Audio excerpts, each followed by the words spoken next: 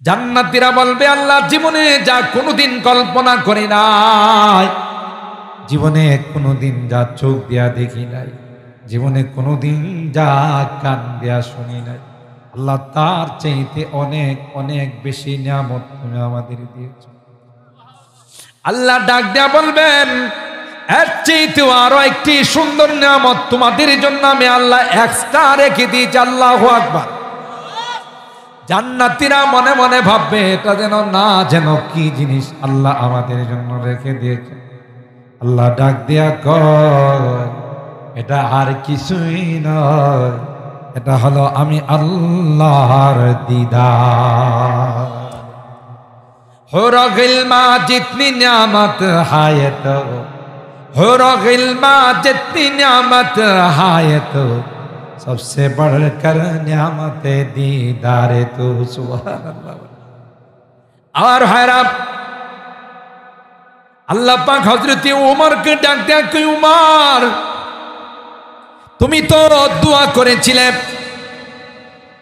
তোমার যেন শাহাদাত হয় আল্লাহর রাস্তায়, মৃত্যুটা যেন পয়গম্বরের শহরে হয়।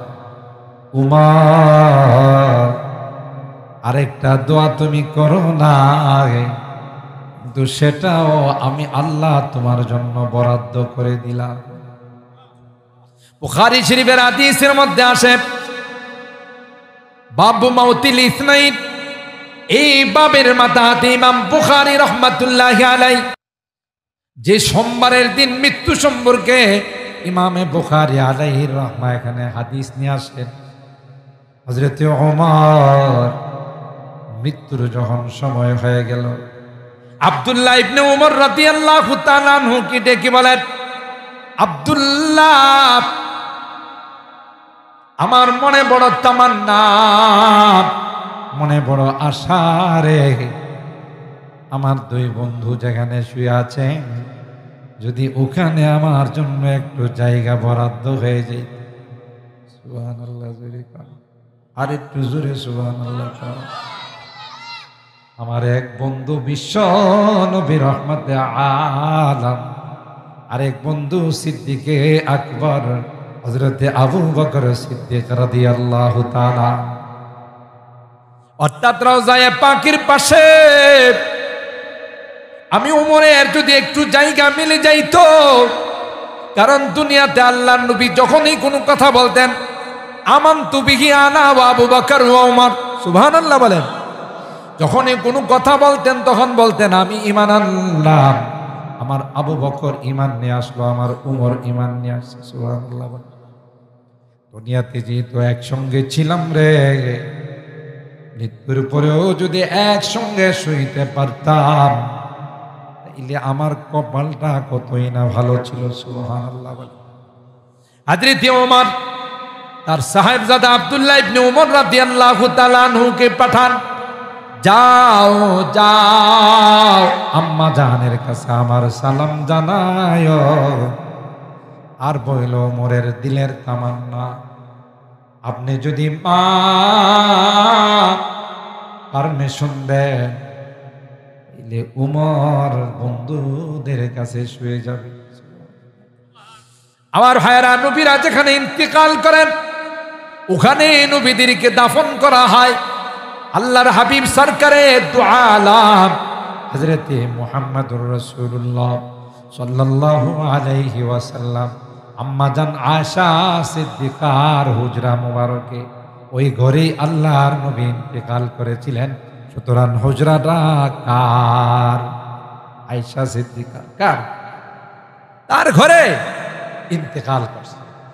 হযরত আবু বকরের ইন্তেকালের পর আল্লাহর নবীর ডান পাশে তাকে দাফন করা হলো।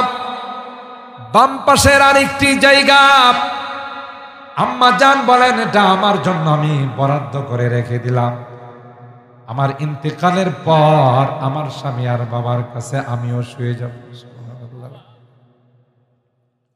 কিন্তু ওমর যখন খবর পাঠাইলেন আব্দুল্লাহ ইবনে ওমর রাদিয়াল্লাহু তাআলা আনহু কি দিয়ে আয়েশার কাছে আমার সালাম জানায়, আর বইল ওমরের বড় তামান্না আপনি যদি ইজাজত দেন আপনি যদি অনুমতি দেন তাইলে ওই জায়গাটাতে আমি শুয়ে যাব। আম্মা জান আয়েশা সিদ্দিকা রাদিয়াল্লাহু তাআলা আনহা প্রথম পর্যায়ে অনুমতি দেয় নাই।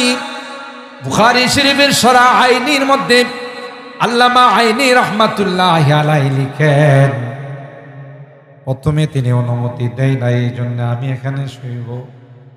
কিন্তু পরক্ষণে যখন আবার পাঠায় তখন আম্মা জান বললেন, যাও, এটা উমরের জন্য আমি অনুমতি দিয়ে দিলাম। আম্মা জানকে প্রশ্ন করা হয়েছিল, এ আম্মা জান, আপনি তো প্রথমবার অনুমতি দেন নাই। প্রথমে আমার ইচ্ছা ছিল বাবার সঙ্গে আর আমার স্বামীর সঙ্গে আমিও শুয়ে যাব, কিন্তু পরক্ষণে আমার মনে আসলো রে, কিয়ামতের কঠিন ময়দানে আবু বকর আল্লাহর নবীর সঙ্গে যখন আল্লাহর আদালতে হাজির হবে, আল্লাহর দরবারে উপস্থিত হবে, সাথে যদি আমি আয়েশা থাকি, এদের তো আমলের স্তূপ, আমলের পাহাড় নিয়ে, সবের পাহাড় নিয়ে আল্লাহর আদালতে আল্লাহর দরবারে হাজিরা দিবে, আমি আয়েশার তো কোনো আমল নাই। আরো জোরে বলেন সুবহানাল্লাহ। এ ভাই, কে রে সে আয়েশা, যে আয়েশাকে আল্লাহ সালাম পাঠান, যে আয়েশার সম্পর্কে অপবাদ রটাইছিল মুনাফিকরা, ইহুদির বাচ্চারা, কথা বলেন ঠিক কিনা? ওই ইহুদির বাচ্চারা আম্মা জান আয়েশার সম্পর্কে জিনার অপবাদ দিয়েছিল। আল্লাহ পাক কয়, না না, আমার নবীর প্রিয়তমা স্ত্রী আয়েশা জিনা তো দূরের কথা, এই নবীর বংশের মধ্যে আমি আল্লাহ এরকমের কোনো কাজ ঘটাই নাই। আম্মা জানের পবিত্রতা সম্পর্কে, আম্মা জানের বারাত সম্পর্কে আল্লাহ তাআলা কোরআনুল কারীমের 18 নম্বর পারার সূরা আন-নূরের একটা নয়, দুইটা নয়, 10টি আয়াত আল্লাহ নাযিল করে দিয়েছে। তিনি হলেন উম্মাহাতুল মুমিনিন, আম্মা জান আয়েশা সিদ্দিকা রাদিয়াল্লাহু তাআলা।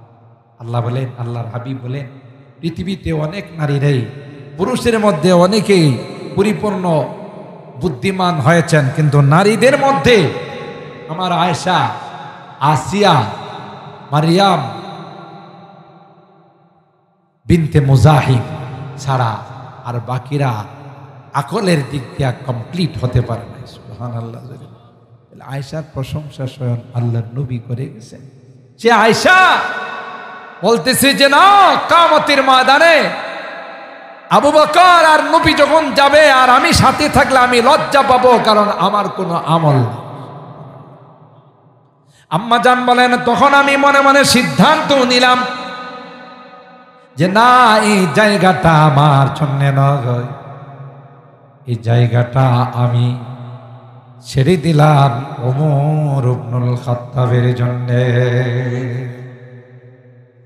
আর ভাইরা, এরপরে উমর যখন অন্তিম সময় চলে আসে, আব্দুল্লাহ ইবনে ওমরকে ডাক দিয়া বলেন, এ আব্দুল্লাহ, আমার লাশটা নিয়ে, আমার ওই খাটিয়াটা নিয়ে আয়েশার হুজরা মুবারকের সামনে রাইখা, হুজরার সামনে রাইখা আবার তার কাছ থেকে অনুমতি চাইও, কারণ আমার জীবদ্দশায় অনুমতি দিয়েছিলেন, হতে পারে আমি খলিফাতুল মুসলিমিন ছিলাম এই জন্য।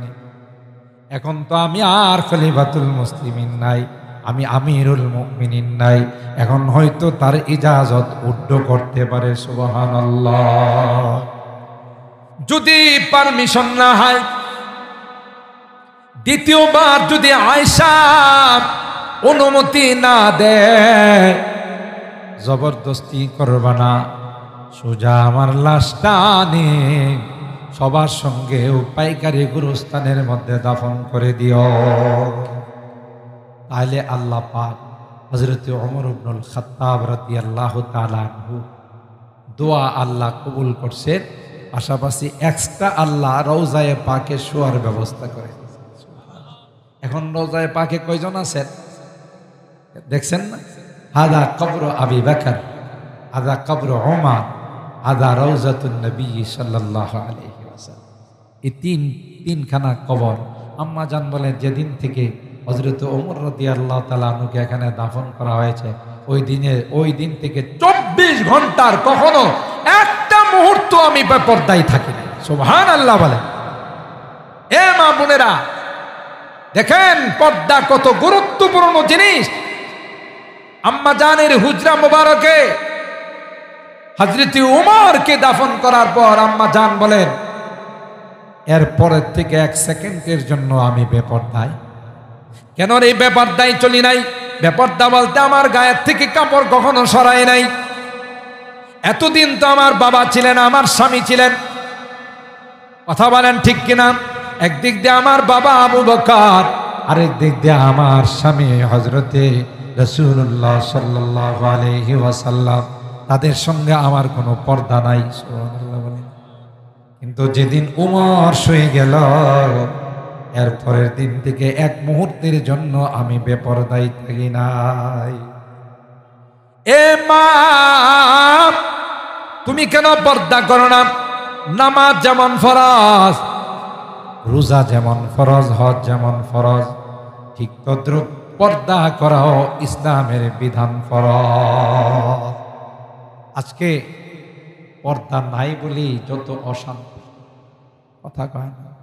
যদিও আপনাদের সুজাতপুর এলাকায়, জয়নগর ইউনিয়নে এগুলো নাই, অন্য অন্য এলাকায় অশান্তির সীমা নাই, কথা বলেন ঠিক কিনা?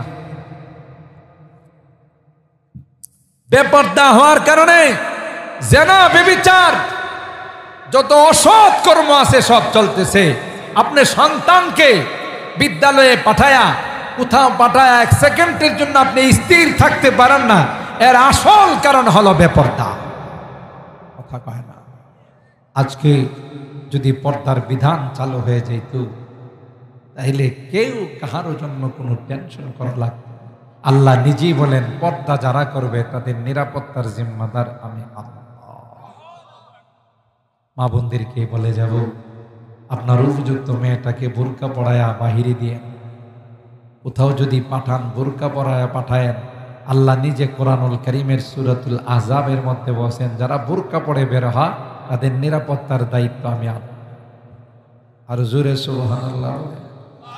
আজকে বোরকা নাই, পর্দা নাই, অশালীন পোশাক পরে অঙ্গি ভঙ্গি করে রাস্তায় চলে একজন বখাটে নারী, বেহায়া বেশরম বেলাজা নারী আমার 10টা যুবককে নষ্ট করে, ঠিক কিনা বলেন? দুষ্ট যুবকের না, দুষ্ট হলো যুবতী, কথা বলেন। সে যদি বেপরদায় না হতো, বেপরদায় না চলতো, আমার যুবকরা তার দিকে তাকাইত না। তাহলে নষ্টের মূলকে, নারী হলো নষ্টের মূল। যে নারী বেহায়া বেশরম বেলাজা, ঠিক কিনা বলে? আল্লাহ আমার মা বোনদেরকে পর্দায় চলার তৌফিক দান করুন। আল্লাহ আমার মা বোনদেরকে নেককার, দিনদার, আবেদা, জাহেদা, সালেহা বানার তৌফিক দান করুন, আমিন বলুন। আমার ভাইরা, মনে আছে হযরত ইমামে আজম আবু হানিফা রাহিমাহুল্লাহ, তিনি উমরা করার জন্য আসছেন, পয়গম্বরের রওজায়ে পাক জিয়ারত করতে যাবে। হযরত ইমামে মালিক মদিনা ছাড়েন না, না জানে মদিনার থেকে বের হলে আমার ইন্তেকাল হয়ে যায়, আর আমার দিলের তামান্না হলো মদিনাতে আমার ইন্তেকাল। আল্লাহর হাবিবকে ছেড়ে মক্কায় যাব, এটা হয় না। হঠাৎ করে একদিন ঘুমাইছে, হযরতে আজরাইল আলাইহিস সালামের সাথে দেখা। চিন্তা করলেন তাইলে ওনার কাছ থেকে একটু যাই না নি, আমার মৃত্যুটা কি এখনই না আরো কিছুদিন? কারণ মৃত্যু জান কবজ করার মন্ত্রণালয়ের দায়িত্বে কে আছে? হযরতে আজরাইল আলাইহিস সালাম। ওনাকে একটু জিজ্ঞাসা করেনি, যেই স্বপ্ন যুগে দেখা, বলতেছেন ভাই আজরাইল একটু দাঁড়ান। আচ্ছা আমি আর কয়দিন বাঁচবো? আজরাইল আলাইহিস সালাম কিছু না কইয়া দূরের থেকে 5 আঙ্গুল দেখাইছে। কয় আঙ্গুল? কিচ্ছু বলে নাই। ইমামে মালিক আলাইহির রহমা এখন টেনশনে পড়ে গেলেন, হায় হায়, জিজ্ঞাসা করছিলাম না তো ভালো ছিলাম, এখন জিজ্ঞাসা করে তো পড়লাম বিপদে। 5 দিন আমার হায়াত আছে না, 5 সপ্তাহ না, 5 মাস না, 5 বছর, ওই বেড়া তো কিছুই কই না, কথা কয় না। তো জিজ্ঞাসা করে বিপদে পড়ছে না?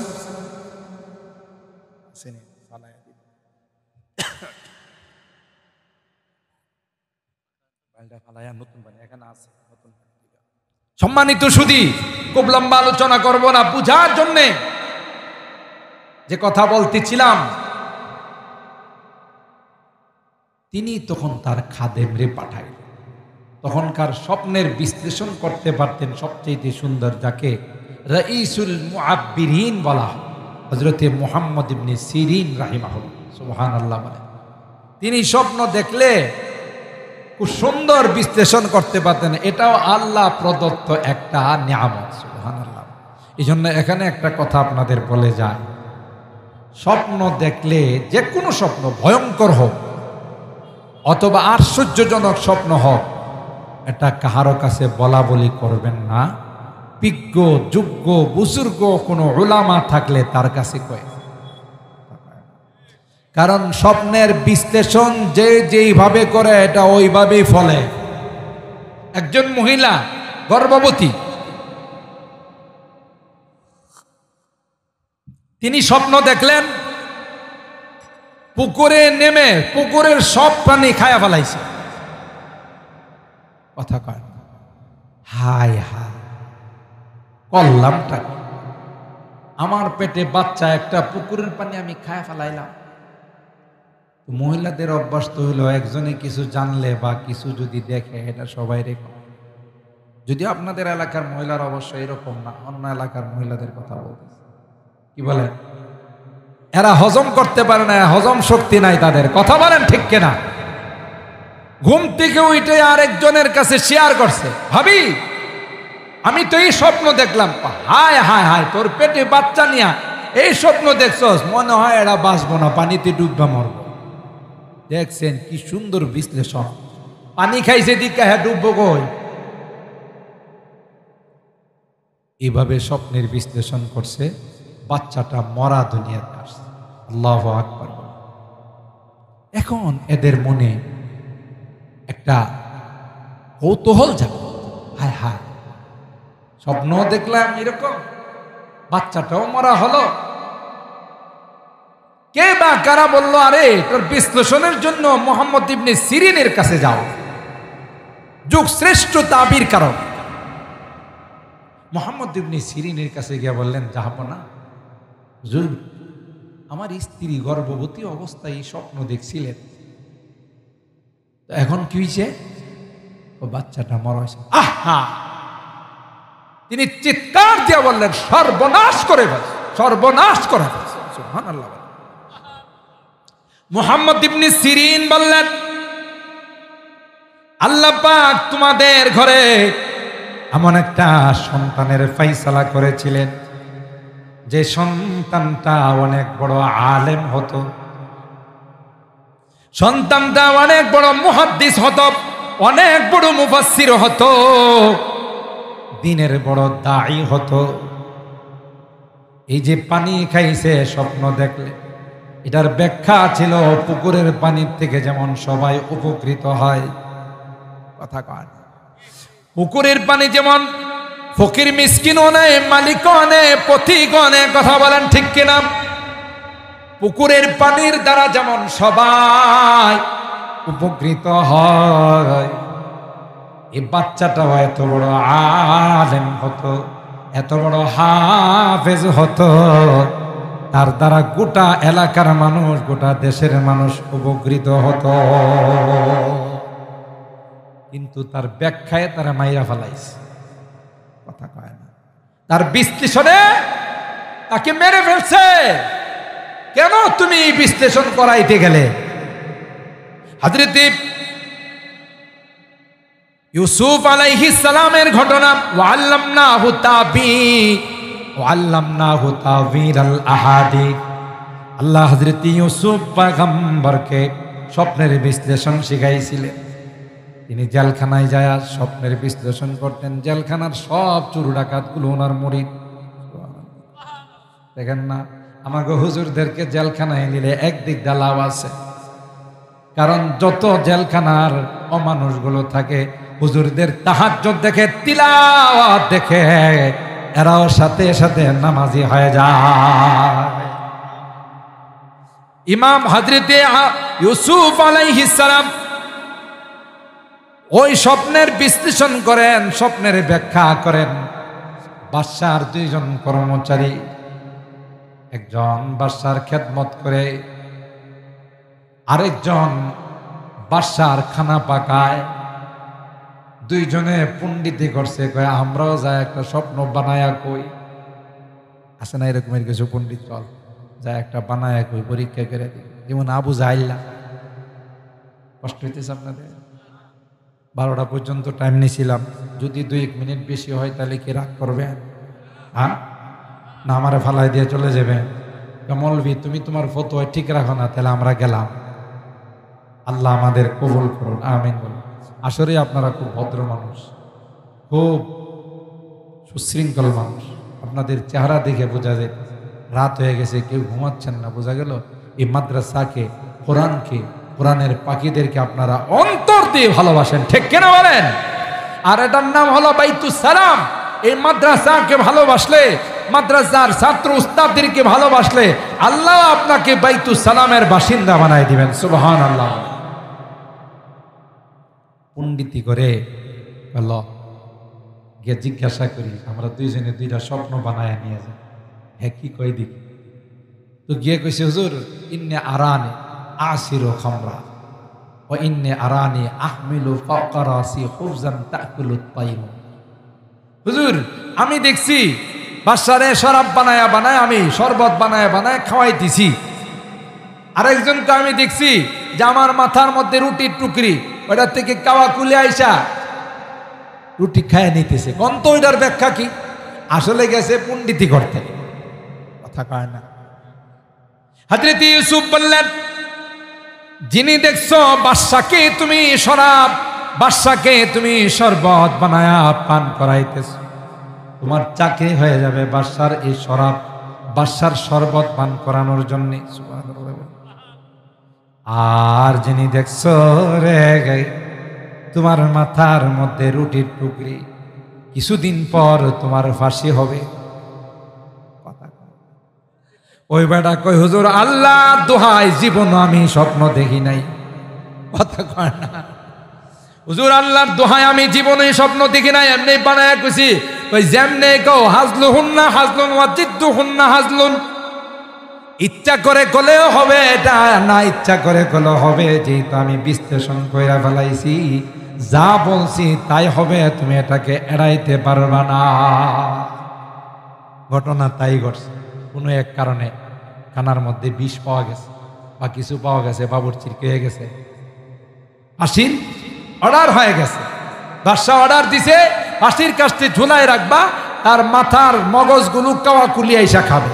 তাহলে যেই স্বপ্ন সেই বিশ্লেষণ, সেই বাস্তবতা। বুঝতেছেন কথাগুলো? এটা কি বানানোর কথা না তাফসীরের কথা? কোরআনের কথা। স্বপ্ন যে কাউকে বলতে নাই, এটা নিষেধ। কারণ স্বপ্নর একটা কি আছে, ব্যাখ্যা বিশ্লেষণ আছে। মুহতারাম হাজিরিন, সেই জন্য আপনাদের খিদমতে আরজ করতেছিলাম যে ভালো কোনো স্বপ্ন যদি কেউ দেখে, এটা আল্লাহওয়ালা যারা, বুজুর্গ যারা, যাদের মধ্যে দিনদারি আছে, তাদের কাছে আপনি নিয়ে যাবেন। অন্য কাহারো কাছে এটা ব্যাখ্যা বিশ্লেষণের জন্য যাবেন না। ওনারা কিতাব দেখে, কোরআন হাদিস দেখে স্বপ্নের কি করবে, বিশ্লেষণ করবে। কথা বলুন ঠিক কিনা? ইমাম মালিক রহমতুল্লাহ আলাইহি ঘটনা মনে আছে তো? এই স্বপ্নের ব্যাখ্যার জন্য পাঠাইছেন মুহাম্মদ ইবনে সিরিনের কাছে। মুহাম্মদ ইবনে সিরিন রে কাছে খাদেম রে পাঠাইছে আর বলছে, কে স্বপ্ন দেখছে এটা বলবা না, শুধু বলবা একজন ব্যক্তি এই জাতীয় স্বপ্ন দেখছে, তিনি মক্কায় উমরা করতে যাবে মদিনার থেকে। আজরাইল আলাইহিস সালাম রে জিজ্ঞাসা করলেন যে আমি আর কতদিন থাকবো? আজরাইল আলাইহিস সালাম 5 আঙ্গুল দিয়া ইশারা করলো, এটা একটু বুঝার জন্য আপনার কাছে।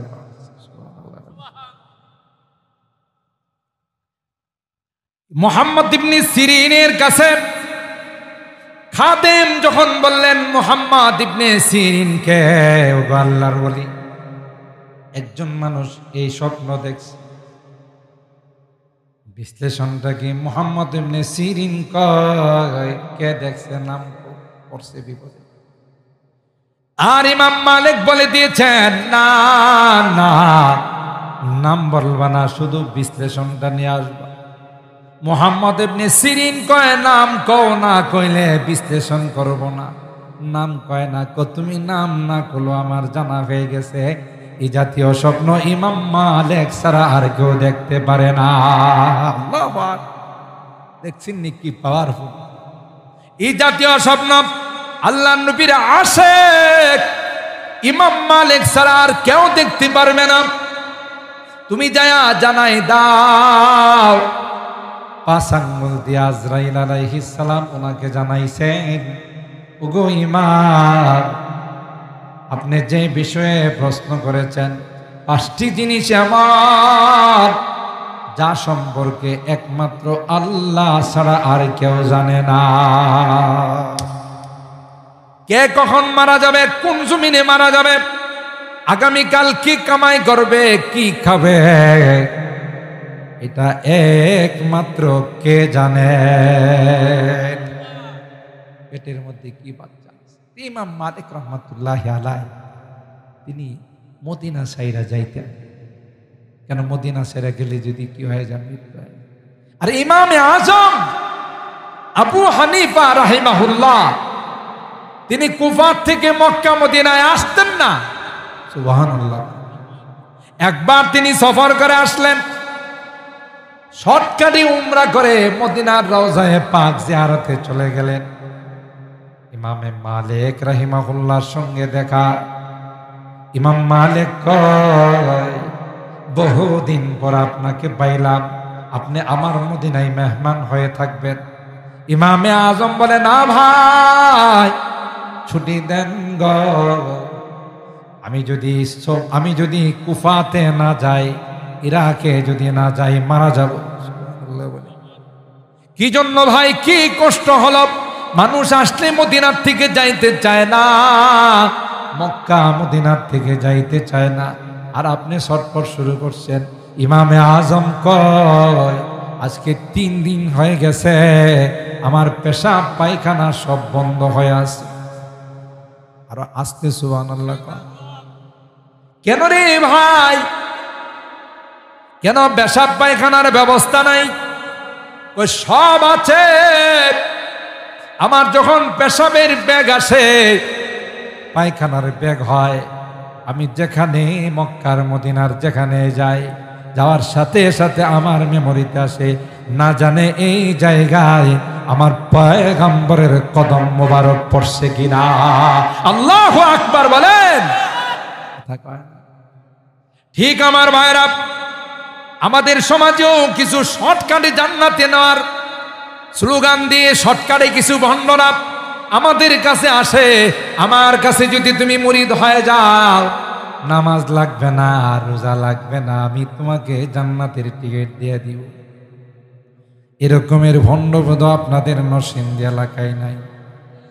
জোরে কয়, আমার কাছে মুরিদ হবারে, তোমার জান্নাতের জিম্মাদার, তোমার ফুলসেরাতের জিম্মাদার, তোমার কিচ্ছুই লাগবে না। মনের নামাজ বড় নামাজ, নামাজের মতো নামাজ একবার পড়লেই চলে। মনের পর্দা বড় পর্দা, বলে না। এরা হলো ভণ্ড, এরা হলো ওই শর্টকাটে জান্নাতে নেওয়ার ডাকাত। জান্নাতে নয়, ইমান ডাকাতি করে সব কিছু নিয়ে যাবে। কথা বলেন ঠিক কিনা? শর্টকাটে যাইতে নাই।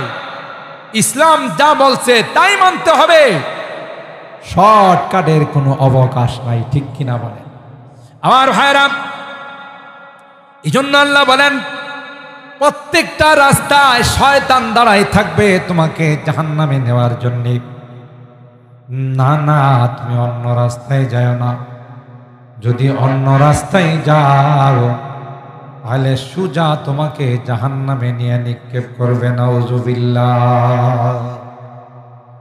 আল্লাহ পাক রব্বুল আলামিন অন্য আয়াতের মধ্যে বলেন ইয়ারফাইল্লাহুল্লাযীনা আমানু মিনকুম ওয়াল্লাযীনা উতুল ইলমা দারাজাত।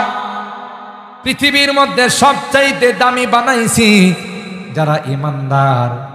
আল্লাহ বলেন ঈমানদার হলো জিন্দা আর বেঈমান হলো মুর্দা।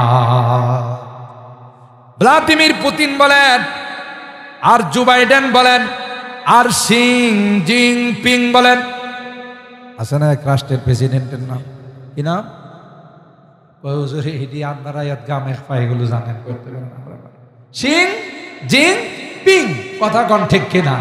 আরে মুসলমানের নাম কত সুন্দর, কথা বলে হুজাইফা, আব্দুল্লাহ, আব্দুর রহমান, আর এগুলো শি জিনপিং, কথা বলেন ঠিক কিনা?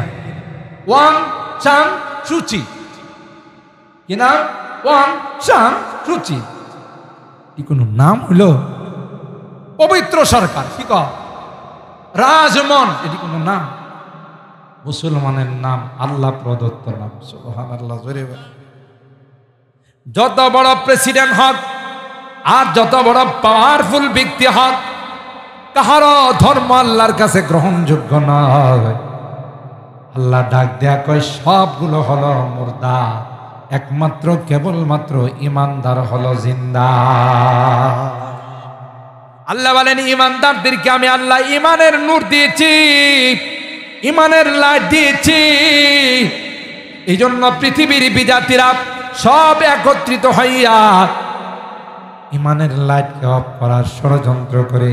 আল্লাহ ডাক দেয়া কয় না না না, সবাই যদি চেষ্টা করো রে, ঈমানের লাইট পৃথিবীর কেউ অফ করতে পারবে না। ঠিক কিনা বলেন?